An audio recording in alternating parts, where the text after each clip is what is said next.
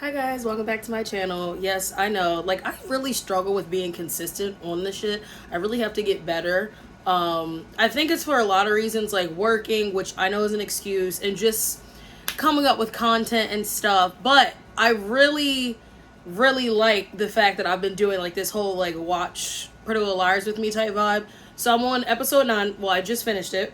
Remember the last time I filmed a video or whatever, I was saying that like I have recently started episode 9, which I had, and then I started writing notes, and then I just finished it. So I'm probably gonna watch episode 10 in a few days and then film a video, because I really want to get this over with, because long overdue, and season 2 I believe is coming for us in the summer. So I really want to get season 1 over with, and then maybe you guys, like, we can discuss theories about season 2. I'm really fucking scared though regarding like episode 10, because we got a lot of tea in episode 9. Like the last 10 minutes was tea. Like they were just telling us things, and I was like, okay, so like season 1 finale is probably gonna be bonkers. I ain't gonna lie. I mean, usually that's how season finales are. They're crazy because it's like, oh, we're going on for a little bit. We need to leave you with tea and cliffhangers, and then we're gonna come right back in months. So yeah, this episode wasn't obvious. Like it wasn't really like as dark. Because I guess since, A has admitted that he's A, even though I'm doing that because I don't think he's A. That was just too easy. Obviously when A's around causing drama and doing things, it's gonna be a dark episode. It wasn't as dark, but there were some topics that were discussed, that has been like discussed before. And yeah, and that whole situation with Tabby and Imogen, yeah, it was just a lot, but let's get straight into it. Okay, so I found my notes, and like I said, I started from whenever I filmed the last video or whatever, and I said like I would start at episode 9. I think water got on them, but I'm gonna try to decipher what I was pretty much saying. So at this point, we get on episode 9, and I was thinking like I guess some weeks have gone by since the whole A situation has happened, and I guess A really hasn't bothered them. Like I said, I really don't think we're done with A, but they think they done with A. And A, the true A, probably is like, yeah, I'm just gonna like not bother them because they think, I'm dead. So I just feel like that's part of their scheme. But A really hasn't been bothering them at this point. I think it's been a few weeks since that whole situation happened with Joe and that weird stuff with the train and Imogen finding the mask, and that whole situation. That was scary. I ain't gonna lie. Like sis was running in there, and I was like, "Girl, you alone?" Whatever. That was crazy. So, and then I was really happy about this. So after all that stuff happened, they eventually sit down with their moms and they tell them all the tea. And I was like, you know what? In the past, as in like the old Pretty Little Liars, when they would tell people, like, yeah, A will punish them. Like, A will be right there at their door, like, what's good? I told you not to say nothing. But they think A is... So I was like, okay, maybe this sort of is a safe space for them to tell their moms. I really don't think it is. A probably gonna come back and do something, but I was just happy they told somebody, because obviously their moms have been through something, traumatic, and, they can relate. And obviously this relates back to them because A is really trying to come for the children's necks, but all because the mother and the whole situation with Angela. So I just was glad they were able to talk. So... okay, so I think also too, after that scene happened, we get like a dinner scene with Kelly and her parents. Oh, okay, so this man, I don't even know this man's name. I call him Sheriff. I found out his name in this episode, later in the episode, but up until then I was calling this man Sheriff. I don't really like him, and yeah, so he's abusing Kelly as usual. And at this point I was like, you know what? The reason she acts the way she acts, and probably so badly wants to be her sister and seeks validation from her parents, is because this man is verbally abusing her, talking about, yeah, I wish you were the one who died. I was like, that's your child. This man don't give a fuck. Like, this, what? Ma'am, I ain't gonna lie. I probably throat kicked my father. Like, who, what? It was just so messed up. Like, it was just beyond insane. For him to say that, I was just like, yeah, at that moment, I needed a drink. I was like, what are we doing? But I really do think that's kind of why, like, Kelly is the way she is. And I actually, up until this point, I really did start to feel bad for her and her sister. Like, they some dickheads, and, like, they, of course, have done, like, stuff in the past But I really do feel bad because, I mean, look who they living with. And that man be touching little boys. So, like, I don't even know at this point. But, yeah, when he went there, I was looking at the screen like, oh, you need to go. Like, if you're going to get anybody, get him. Because why is he even, like, on the show? Like, is he part of some bigger plot that I'm just not seeing? Regardless, can we get to the plot? Can we get to the scheme? Can we get to the juiciness? Like, if he's involved in something, okay. If he's not, why is he still on the show? Like, that's just how I feel about him at this point. And I know he a hell of a good actor because that's how I'm supposed to feel at this point. I felt the same way when he was in 50 Shades Darker, or wait, was it 50 Shades Darker? Yeah, because that was the second one, and he was in the third one. Like, let them live their lives. Why are you stalking people? Like, ugh. So, oh, when I also wrote this, I said Kelly and Karen got some serious daddy issues, and they be wearing some Karen clothes, but I really do feel bad. That's, yeah. Okay, so we're gonna move on to the next subject, which is Mouse and this creepy man. First of all, it confused me at first. His name is Steve. You know, they be playing pretend or whatever because his daughter is missing and everything like that. And then her not having a relationship with her father. I understood what she was doing at first. But then it got weird because then he was like trying to pretend to be her dad, like really trying to be her dad. And Mouse is like, like it was just a roller coaster. Like first it was like they was playing pretend, and then he like stalking her, and Mouse was like, bro, you know I'm not really your daughter, right? And I'm like, does he know that, Mouse? Or like, is he really thinking you are? Because at this point, I'm confused too. But now she like fully is like pretending to be his daughter, like his kid. And I personally think it's because, you know, like she doesn't have a relationship with her real father. And remember she went to his house and like that man wanted no parts of no kind of conversation with her. So like I felt really, really bad. But yeah, that was, I don't know, the past few times I've seen them together, I'm just like, I get it, but it's creepy. But I do feel bad for him in his situation because his daughter is missing, and he just seems like very lonely, and Mouse is like there to pick up the pieces. And yeah, so at this point I'm like, when is Ash and your mom gonna find out this is what you've been doing, and what are they gonna do about it? Because if that was my child, I'd be like, wait a minute, one, how'd you meet this man? Two, you've been doing what? You've been playing pretend with this man? What is happening? Like, this is a grown man. This could have went all kinds of ways. It's just a lot of questions that I have. But, like, yeah. So, wait, hold up. Okay, so my next point is, so we move on to that. And I think at this point was when I stopped watching the beginning of episode 9, like, what, a couple weeks ago. Imogen go to the sheriff, and it's like, okay, like, my mom did not unalive herself, and I need to find out who did it. And he like, first of all, why are you coming to me, and why are you coming to me weeks later? And I knew she was gonna gaslight the shit out of him, so I was ready for it. She's like, you know, I know you always wanted to know what happened to Karen on, you know, up on the rafters. So, like, you should help me. Like, period. That's pretty much what she said. And I was like, honestly, I'm kind of here for it because he evil. He get on my nerves anyway. So, gaslight him as much as you can, sweetie. So, she's sitting there, she said that, and she's like, oh, yeah, and, like, pretty much my dad can sign off on the paperwork to, you know, pretty much dig my mother's body up so we can figure out what happened. And I'm like, whoa, whoa, whoa, your father? This is the first time that woman has mentioned her father. I'm like, where has he been all this time? I assumed that he was, but he's not, though. And now I'm like, how do you know where he's at? Because we have never heard anything up until this point about this man. I just assumed it was that, or he just not in her life. But she said it with confidence, like, my father can sign the paperwork. I was like, your dad? Okay, get your dad on the show. So now these are like my notes from today. Episode 9, continue. So yeah, so they have that conversation, and then at this point, Farron rocking a new hairdo. Like, yeah, I'm feeling it. Not saying I wasn't feeling her straight hair, but this hair, it's a vibe for sure. So, you know, Farron and Kelly have a very like interesting friendship. You know, they got little situations they've had in the past, but I do think deep down, Farron does care about Kelly to a certain extent. With that being said, Kelly is hurting herself, and Farron is like, what the fuck? Why? So Kelly pretty much tells, like, you know, like, about her dad being abusive, and just, it's hard at home. It's a lot. Like, her mental health is fucked at this point. Yo. I was not prepared for what Farron was gonna do to the sheriff. We will get to that soon, but when I tell you Farron went crazy, I was like, I mean, do what you gonna do, but like that sheriff is evil. So like kind of watch yourself.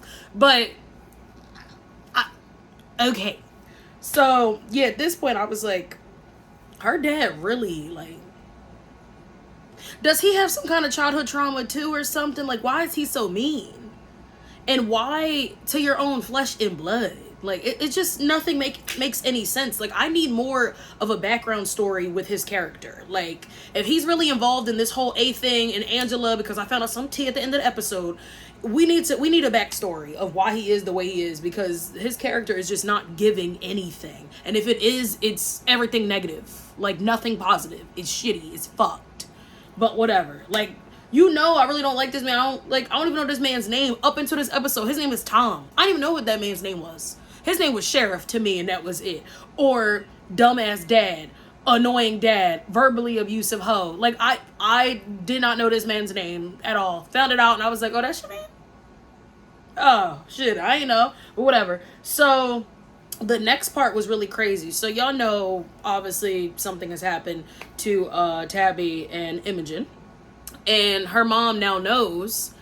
And Tabby is texting her mom like, I'm working late. Her mom come in ape shit crazy, like, get away from my daughter, and is calling Wes the R word. And I was like, you cannot just be throwing that word around, ma'am.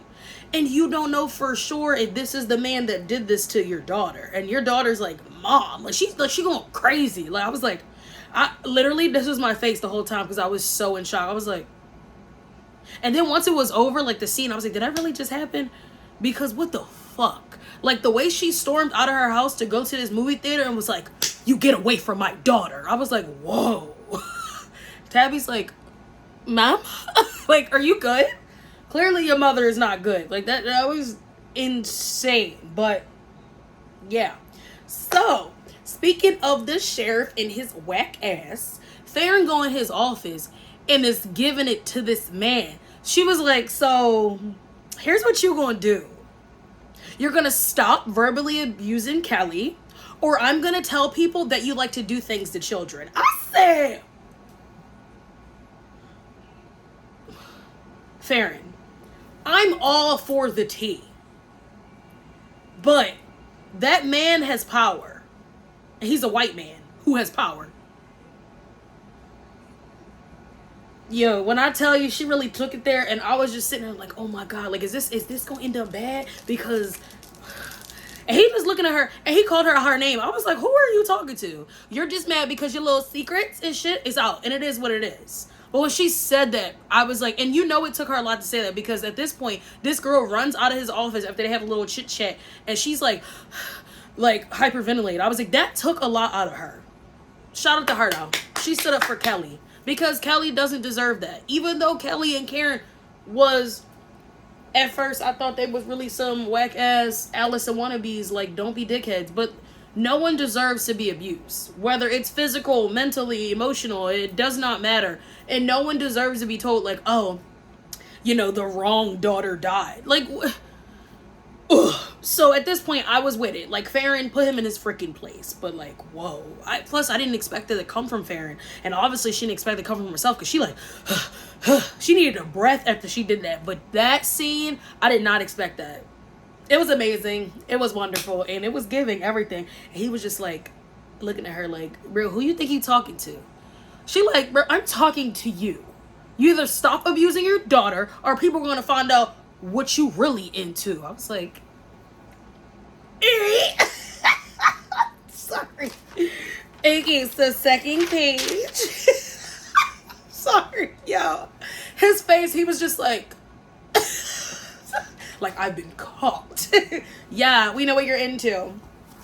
So yeah, okay, so at this point, like I said, Mouse is still calling this man her dad, and at this point, like, I'm still confused. They at the bowling alley that they were, like, the same bowling alley that they were at, like, a couple episodes ago or whatever. And, Steve, like, has a phone call, and instantly, I don't know how, but I was like, what if the call is about his daughter? Whether she's alive or she's not, the call is definitely about, like, his real daughter, Rachel. Tell me why. Tell me why. We find out later in the episode that his real daughter, Rachel, is no longer with us. Because he, like, leaves the bowling alley, and at this point, Mouse is obviously confused. She's like, what the hell? And at this point, Ash is fully believing that, like, this is her father. And her moms don't know nothing about it. So I'm like, this is going to go a lot of ways, and I know eventually, like, her mom's going to find out. Maybe this is the episode they're going to find out. But, yeah. So that happened, and then, boom, Imogen go to her dad's house. Like, I'm still confused how you know where this man lived. We haven't heard about him, whatever. So, literally, I put... where the F has your dad been? So he really just like kind of talking to her because she's like, I don't believe my mom left me. He's pretty much explaining to her how, you know, like he was with her and she had depression at one point and it was like really bad. And then when she had Imogen, like she was able to enjoy life again. He was like, you know what? I agree with you. I don't think your mom chose to leave you. So I'm gonna sign these papers and you find out what you need to find out. And I'm like, okay, good. Like, glad we have that. And also I really do hope that one day her and her father can have some kind of relationship, because at this point she's like talking to him and she's like, you know, even after she wasn't with us, like you weren't around. I think he said something like, which this confused me, he said something like when she was growing up, I guess when they split or before they split, like your mom didn't think a little girl should be raised next to a quarry or something, because where he lived, like is in the middle of nowhere. Like it's, I think it's like a cabin and like that's it, and just him. So I wanted more why they weren't together, but we didn't really get that. But I have a theory and we're gonna talk about it. This theory is very jacked, but I only have it because of what happened like the last 10 minutes of the episode. All the tea that we got led me to this theory.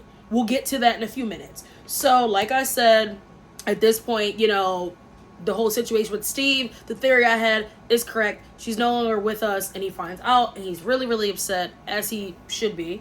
And so he calls Mouse to like talk to her because he needs someone to talk to, and he's pretty much like, Rachel, like, I'm sorry I let this happen to you. And then eventually, like, Ash and the moms like go to the motel because they had her location, because Ash is like, I've been texting her for hours and I haven't heard from her. So now the moms finally find out everything that's been occurring with Steve in this situation. So this is where stuff gets really, really dark and jacked. This reminded me of the original Pretty Little Liars, where Allison's body was taken. I only say that because obviously for the people who've seen the original, you know Allison is alive. What I'm about to say next, that's what it reminded me of. So the sheriff get on the phone, he like, you just couldn't wait, and what kind of game you playing? I told you, you know, I was gonna help you out. And Imogen's like, what? He tells her mom's body is taken. And I'm like, this woman is going through so much at a young age. She's pregnant, you know, something happened to her, and now she's pregnant and she's alone and she faints, which, like, not for nothing, I ain't gonna lie, I kind of expected, because she's dealing with all this stuff and there's just so many things packed on at the same time. So she passed out, and I literally was like, this remind me of, in the original, what happened with Allison's body. So then we get to more tea, which I don't really know if the sheriff had anything to do with this, but of course it's going to make you think that. But watch me find out it wasn't the sheriff. I don't really know. So remember, like I said, Farron and the sheriff was going at it, and she was like, if you keep abusing Kelly, I'm going to tell people what you're really into. So now Farron gets home, and her mom is like, your dad was arrested, and it was probably like some racist stuff. And now Farron's like, it was the freaking sheriff. So now she chooses this moment to be on go. She goes to this man's house and spills all his tea. All of it. She's like, yup, this is what he's into, and he get my dad arrested because I came in his neck, and I was standing up for Kelly, and yada, yada, yada. Kelly and the mom is like, what? So this is where stuff start hitting the fan. While Theron is spilling the tea, her dad, not Theron's dad, Imogen is on the phone with her dad. Her dad's like, I remembered something. He like, your mom had a high school sweetheart. And Imogen's like, do you remember her name? He was like, I think Tom. Imogen was like, Tom Basley or Beasley, whatever his last name is. And at this point, I'm like, who is that? Who is that? Girl, she run and get her mom's yearbooks. Guess who it is? The freaking sheriff. I'm like, more tea. So that's why you on the show, because you're involved in this dumb shit. So then this is where it gets worse.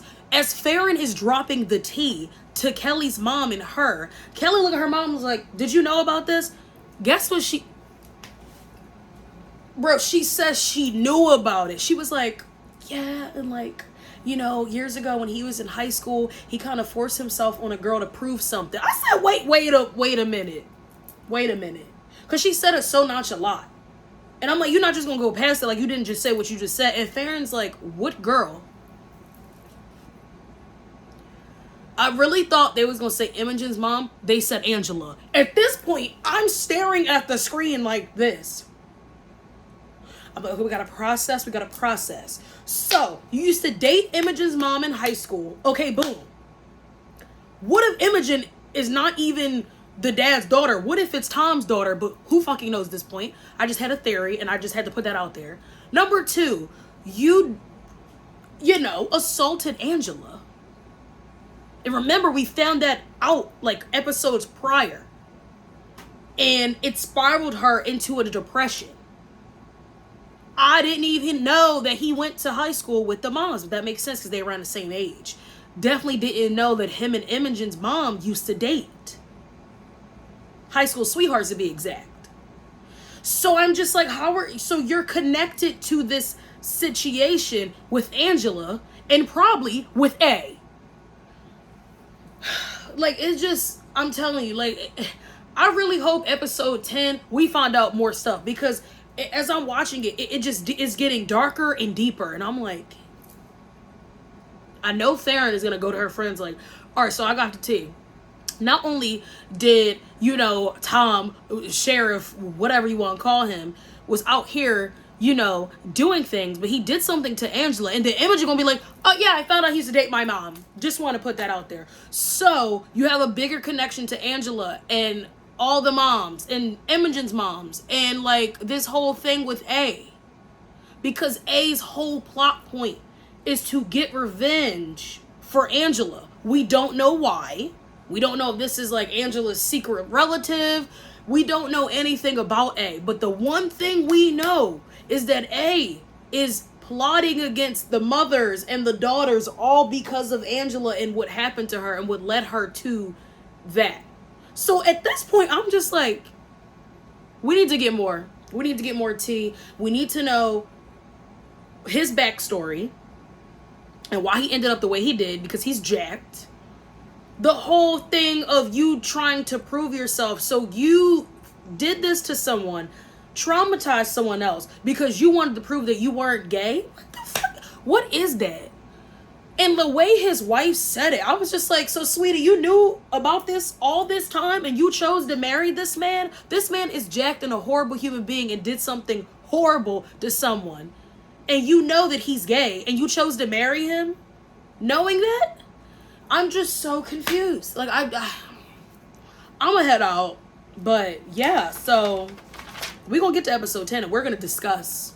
And then when it comes back on in the summer, because I think the new one, season 2, it's called like Pretty Little Liars Original Sin Summer School. We gonna get to it. But yeah, that the last like 10 minutes of episode 9, jacked. Completely jacked, dark. I was just like, whoa, we're getting so many like bombs just being thrown at us. I was like, I'm gonna go because you know what? Cheers. Because that was a lot. It was a lot. Okay, bye.